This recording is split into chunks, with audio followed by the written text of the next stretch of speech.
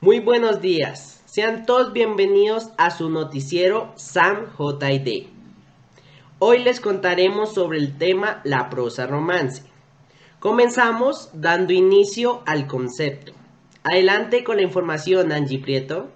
Buenos días, mi nombre es Angie Caterín Prieto y el día de hoy les informaré qué es la prosa romance. Se conoce por el término romance, suele utilizarse en la actual teoría de la literatura para hacer referencia a un relato extenso de ficción, normalmente en prosa, que se diferencia de la novela moderna porque presenta un mundo imaginario en el que los personajes y situaciones pertenecen a la esfera de lo maravilloso y de lo insólito. Lo primero que les comentaré es que los primeros textos en prosa que aparecen en romance son breves narraciones de carácter histórico y escaso valor literario. También a mediados del siglo XIII aparecen obras más extensas, colecciones de cuentos ejemplares y colecciones de sentencias traducidas de obras originales.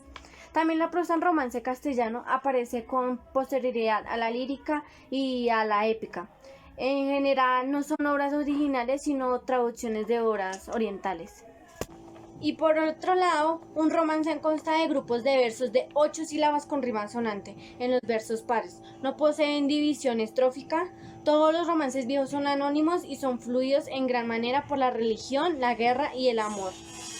Otra cosa que nos puede interesar de este tema es que su estilo se caracteriza por ciertas repeticiones de síntomas en función rítmica, por un uso o algo libre de los tiempos verbales, por la abundancia de variantes, ya que los textos varían y se contaminan entre sí y se modernizan o terminan de distinto modo a causa de su transmisión oral. Y por el frecuente corte bruscal que en las mejores ocasiones puede aportar a un mejor poema. Nuestro tema también abarca 3 novelas, las cuales son novela bizantina, novela morisca y novela pastoril. Bueno, novela bizantina es un género narrativo en prosa que se desarrolla en España durante los siglos XV y XVII a imitación de los actores helenísticos de la novela griega, en especial Heliodoro de Mesa. La segunda es novela morisca. Este es un subgénero literario de la prosa narrativa de carácter idealista dentro de la prosa de ficción del siglo XVI. Se caracteriza por protagonizar musulmanes. Tercera y última, novela pastoril. Esta se caracteriza por su idealización de la vida pastoral y la campesina general. Además tiene episodios sentimentales.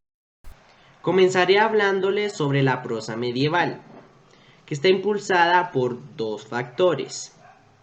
El uso cada vez más creciente de la lengua vulgar en el verso y la necesidad de orden práctico en un principio de escribir fueros locales y documentos y de fijar por escrito normas jurídicas en el castellano, lengua comprensible para la mayoría. Por ello, no es de extrañar que el contenido de las primeras obras prosísticas en romance sean textos breves de carácter jurídico e histórico, que situamos a inicios del siglo XIII, en el reinado de Fernando III. Posteriormente aparecerán obras de carácter didáctico y moralizante y, en último, la ficción. Ahora hablando de la prosa romance, las primeras manifestaciones carecen de la finalidad literaria.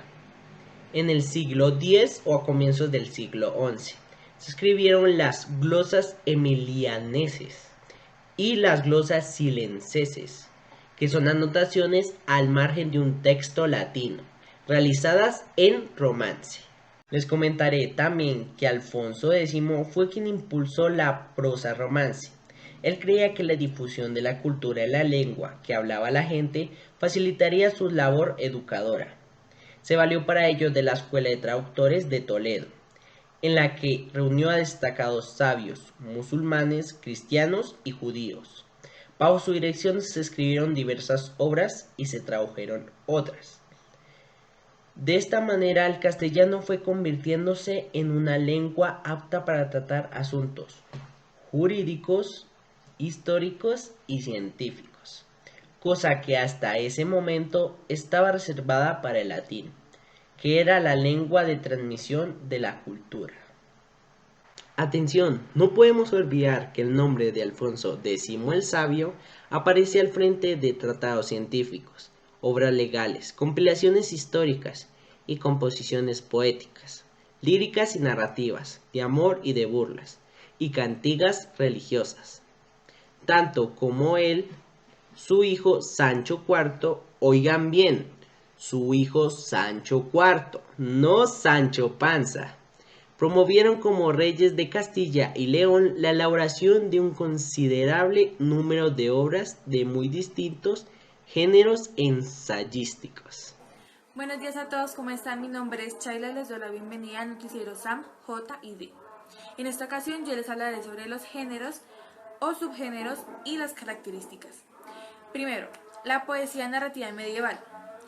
Habla del Messer de Clerecia, que es la profesión que practican los clérigos. Y se preguntarán, ¿qué son los clérigos? Los clérigos son personas que saben latín y que son generalmente religiosos. Y los clérigos deciden cambiar el latín por el romance. También hubo una escuela poética, la cual hacía poemas narrativos didácticos durante los siglos XIII y XIV. Ellos normalmente querían divulgar el saber al que tenían acceso y tienen como finalidad la didáctica y la moral, es decir, el entretenimiento y la enseñanza. Ellos le dan un uso al lenguaje culto y no olviden que todo lo que acabé de mencionar pertenece al Messer de Clerecia. En los siglos XIII y XIV se vieron estas obras. En el siglo XIII las obras fueron anónimas, excepto la de Gonzalo de Berceo, que habla de un tema histórico y tiene un fin divulgativo. Y en el siglo XIV, un autor reconocido que puedo nombrar es Juan Ruiz, el cual habla de temas filosóficos y morales. Ahora hablaré sobre los juglares y los trovadores. Los juglares eran de origen humilde, también eran artistas ambulantes, son los futuros bufones de la corte. Ellos no componen sus versos y su finalidad siempre es entretener. Ahora los trovadores, ellos son de origen noble, ellos surgen en el sur de Francia en el siglo XI. Ellos cantaban en occitano, que es una variable lingüística. Ellos componen todas sus composiciones y hablan del amor cortés. Ya que anteriormente nombré el amor cortés, ahora diré su significado y su origen. El amor cortés tiene un origen cortesano o aristocrático. El significado del amor cortés es que es un amor imposible, es decir, tiene muchos obstáculos, como por ejemplo que la mujer esté casada o algo por el estilo. Ok, ahora hablaré un poquito de la relación religión-amor, que habla un poquito de que el enamorado está, como dice su nombre, totalmente enamorado de la dama. Entonces está totalmente sumido en que está enamorado de la dama, pero el autor no necesariamente debe estar enamorado. Ahora les hablaré sobre los primeros textos en romance, que son las glosas. Las glosas son comentarios en lengua romance peninsular realizados por copistas medievales en las márgenes de un texto en latín. Son del siglo XI y su finalidad es aclarar los pasajes oscuros del texto latino. Existen dos tipos, glosas silenses y glosas emilianenses. ¿Características? Sí. ¿De los romances? Vale. Les voy a informar sobre las características de los romances. Primero, transmisión oral. Por esta razón es que no sabemos los nombres de los autores, es decir, que son anónimos. Y también por esto conocemos muchas variantes de un mismo romance. Mezcla de narración y diálogo. El diálogo suele introducirse con fórmulas fijas. ¿Cómo? ¿Que falta uno? Ah, sí, sencillez de recursos expresivos. Los recursos más frecuentes son las repeticiones, las anáforas y los paralelismos. Otros subgéneros podrían ser la poesía lírica popular o la poesía lírica primitiva. Son piezas de arte menor que la gente se aprendía como si fueran canciones. Se clasifican en jarchas y en cantigas de amigo. Las jarchas aparecieron a principios del siglo XI y las cantigas de amigo en el siglo XII. Ejemplo de jarchas. Una muchacha enamorada expresa sus sentimientos u emociones a través de repeticiones. Y un ejemplo de cantigas de amigo es que la joven puede dirigirse a una amiga o a un elemento de la naturaleza. Algo que comparte las cantigas de amigo con las jarchas, como ya se pudieron dar cuenta, es que tratan de poemas amorosos en boca de una chica. Y recuerden, no hay que olvidar que los romances fueron cantados o narrados por juglares o trovadores, razón por la cual no se conocen sus autores, es decir, son anónimos. El romance, como te hemos comentado anteriormente, es en realidad un poema. Fue muy característico y utilizado en la tradición española, ibérica, hispanoamericana y popular, sobre todo en el siglo XV.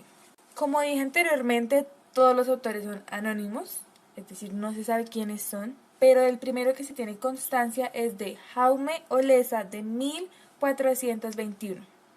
Listo, pues me profundizaré en los tipos de romance. Primero, romance viejo. El romance viejo es el más original y tradicional de los romances. Sus autores son anónimos y se utilizó en los siglos XIV y XV de forma oral. Romance nuevo. En este caso son los poemas que surgieron entre los siglos XVI y XXI.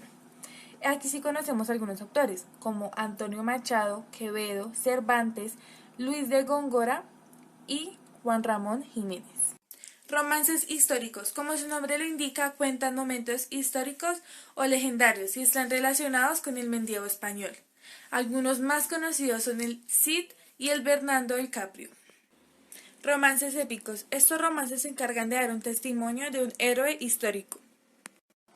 De ahí pueden salir los cantares de Roncesvalles y también los cantares de gesta que pueden entrar en esa categoría. ¿Y qué caracteriza el romance de la poesía? Pues hablamos de poemas narrativos, concebidos para que los cantaran los juglares o los trovadores. En ellos se contaba una historia de temática diversa y con ritmos diferentes según la zona donde se vivía. Tenemos una noticia de última hora. Muchas gracias por ese reporte y ahora continuamos con una entrevista preparada con uno de los autores más importantes de la prosa romántica, el señor Serafín Esteban Calderón. Señor Serafín, ¿cómo está? Buenos días para todos, ¿cómo están? Mi nombre es Efraín Esteban Calderón y bueno, soy un autor de la prosa romántica. Estoy muy agradecido con el noticiero por haberme invitado aquí a hablar de este tema, de este género que me encanta tanto y la verdad bastante agradecido me encuentro. Muchas gracias. Por favor, señor, cuéntenos sobre la prosa romántica. ¿Qué fue lo que lo inspiró a ser parte de este género y de hacerlo tan grande?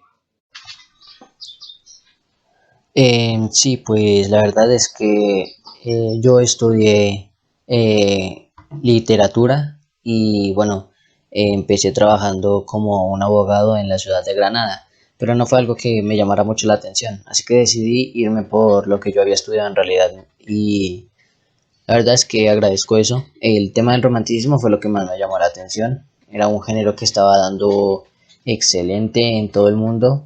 Lo intenté y me fue bastante bien y bueno, hasta el momento pues he hecho varias colaboraciones, escribiendo libros y obras que a muchos les han gustado y que puedo decir que también lo mismo de los otros autores. Y cuéntenos, señor Serafín, ¿qué piensa de los otros autores que también ayudaron a impulsar este género a la grandeza? Y si ha tenido relación con ellos.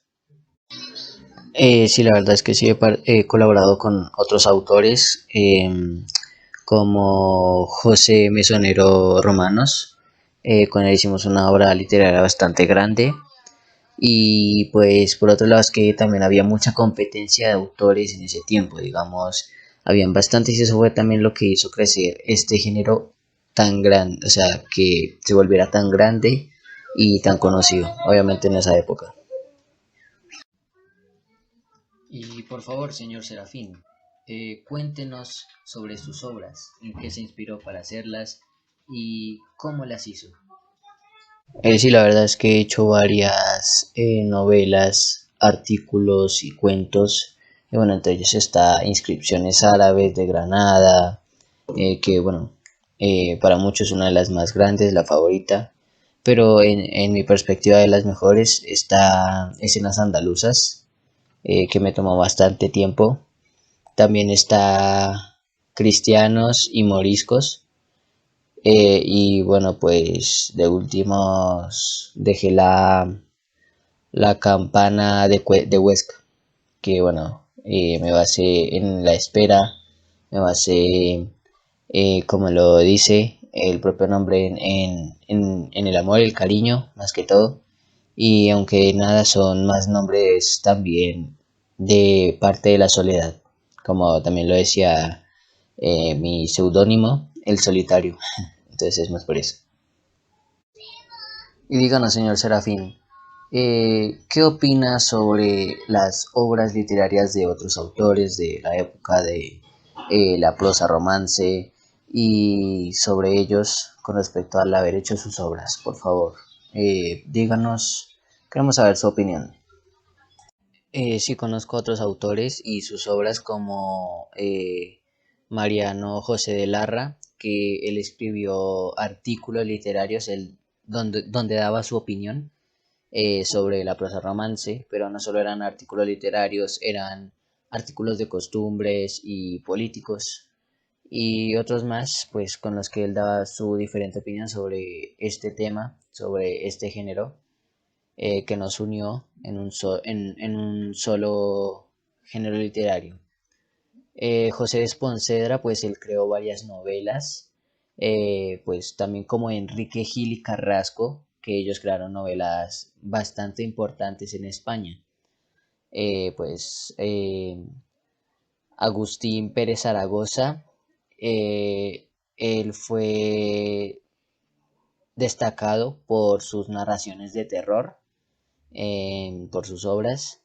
Alfonso Becker, él por sus leyendas en los que hacía cobrar vida el libro.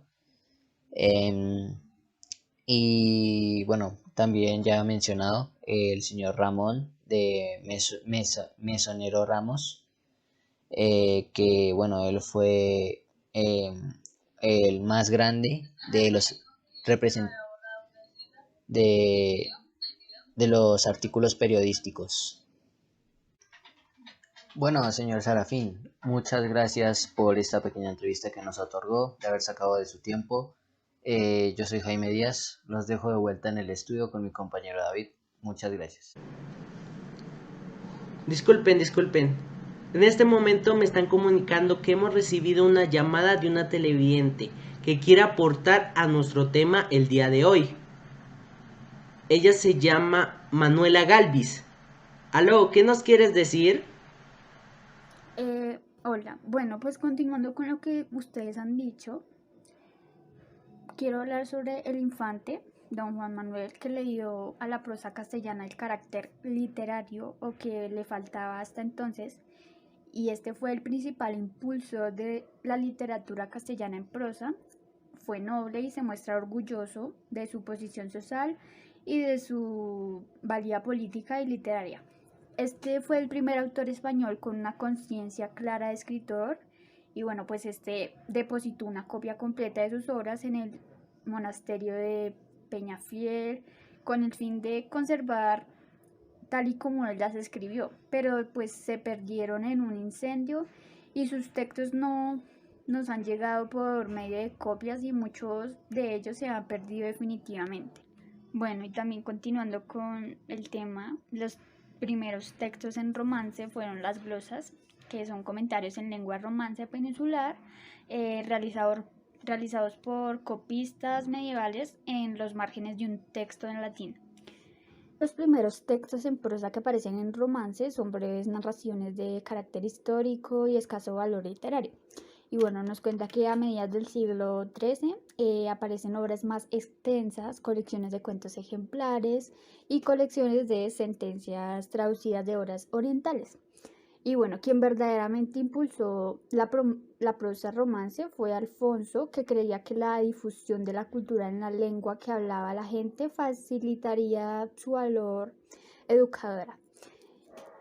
Y bueno, se sirvió para ello pues la Escuela de Traductores de Toledo. También cuenta que para esto sirvió de la Escuela de Traductores de Toledo, en la que pues reunió a destacados sabios musulmanes, cristianos y judíos.